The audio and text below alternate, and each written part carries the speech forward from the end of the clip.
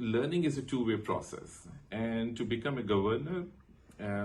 it's not only you are contributing towards the other side, but at the same time you are learning a lot from the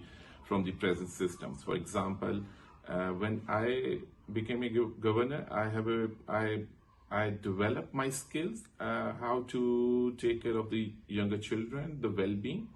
and I also was very active to be a part of the curriculum of Wales, where I was contributing towards the defining